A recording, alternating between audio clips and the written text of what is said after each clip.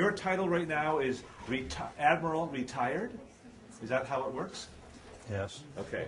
And current NATO advisor? Sort of. There we are. There you go. First question. Yes.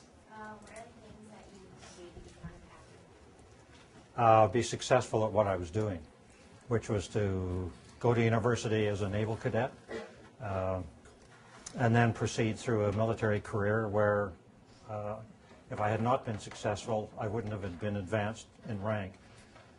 The last little bit was all good luck. In terms of, I was appointed as the Chief of Defense Staff by Prime Minister Mulroney back in 1993, and the selection of people for that job is from a very narrow group of 3 or 4 very senior officers in the military, and any one of us could have been chosen, and for reasons that I will perhaps never know, I was.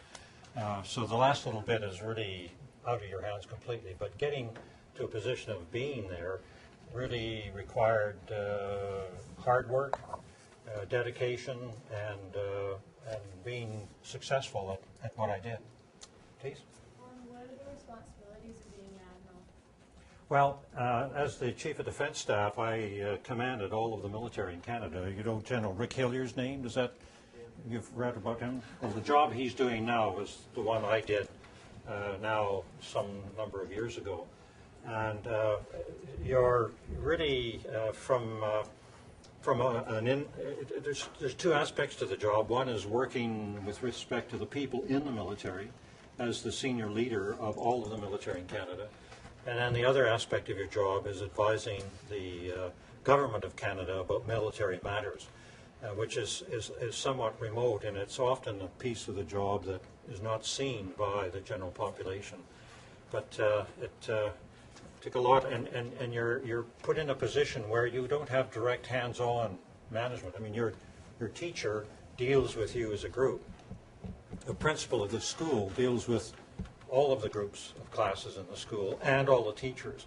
And so his or her ability to sort of be directly involved is limited. And so as a Chief of Defense Staff, you're really relying on a huge number of people to assist you in getting the work done that you have to do within the military. So it's quite an interesting job. Right here, please. What's some of your experiences and how long did it take you to become an admiral? It took me 30 years to work up in the ranks, and plus 4 years at university before that. So it took a fair amount of time. Is there any reason why you wanted to do that? Or? When I joined the Navy, I was 9 days past my 18th birthday. And the only thing I wanted to do was go to sea in ships and experience the life at sea and all of the work that involved helping to run a ship. Although my school picture in our annual talks about John wants to be an admiral, I'm not sure who dreamed that up, because it wasn't me, because I didn't know what an admiral was when I was 18. So it's just one of these things where as you progress through life, and if you're in a particular profession, horizons, doors of opportunity develop for you. You decide to walk through that door, whether it's a promotion, a different job, and eventually it became apparent to me that if I went to a certain level, that I might have a chance of becoming an admiral one day, and in fact, that's what happened. Sorry. Right there. How do you feel about being such a big part of a military organization when there's so much controversy right now about whether war is the way to peace? You know, if you look at history, it's a long question, and I can't. You know, it's an interesting debate. History tells us that there's been very little time, unfortunately, very little time in our history of mankind as we know it, where there hasn't been conflict. And in terms of a country, Canada, and our national interests, in terms of what we value and treasure in our country, I personally believe that you have to be in a position to defend those at some times. And that means that you need some sort of ability to stand up and fight. There's many ways of doing that, one of which is to have a military as a piece of if you'd think of a quiver of arrows that the government has in terms of its ability to protect our interests. You can use foreign policy. There's the whole question of promoting peace and security in other parts of the world, which effectively bring you security as well. And then there's the aspect of having a military that, if you ever need it, can stand up and actually go to war. And I believe that we need all of those elements in our quiver, not just one or two of them. Great question, good answer. Next. Please. Did you have a role model growing up that inspired you to do the job you did today? Well, I've kind of got an answer like Cliff has. I listened to what he said, and I don't think that there were too many people that stood out individually.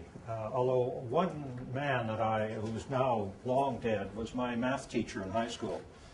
He was a man who had served in the Second World War. He had a PhD in physics, and there he was teaching in a little high school. I don't know if any of you have been up to the Okanagan and driven through the town of Oliver.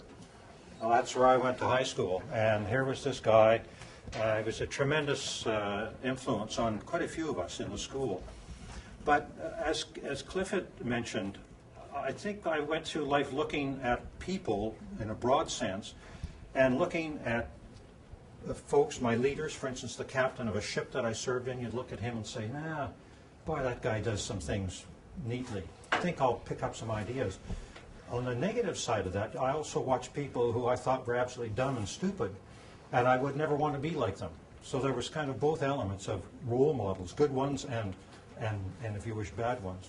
And hopefully we always pick the good ones and not the bad ones as role models. But so, Question here, sorry. thank you. Do you ever feel like you shouldn't be where you are right now in your life? I'm sorry, B. Or you shouldn't be like where you are right now in your life? But I think if I could go back to when I was a young person in the military, I was often asked, do you like what you're doing? And my answer always was, if I didn't like what I was doing, I wouldn't be here. I would take the decision to get out of this and find something, because I do believe in the broader context that job satisfaction, happiness with what you are doing is vital to your own welfare and your own health and happiness. Because if you're not happy, how many other people around you are not happy? And therefore, if you think of a family circumstance, for instance, and if your job is having a huge negative impact on your family, are you really doing the right things for the right reasons? And so, I'm pretty happy with where I am. And having worked hard, done a lot of what I think are really neat things in my life, and happily now with 6 grandkids and enjoying life pretty well. The longest I had away from home was about 4 months. If you look at our servicemen and women today, they're often looking at a year of separation. So 4 months is not a lot. But it's, I was married quite young as a member of the service, and my wife and I were able to support each other. I grew up in the time when we wrote letters and used snail mail to get communications, and then we started to telephone each other. And of course, I have a son in the Navy today who's actually serving in Australia right now, and he's really next door to me because we flash away on email or we get on a webcam with each other. So that sense of separation is a lot, I think, less now, at least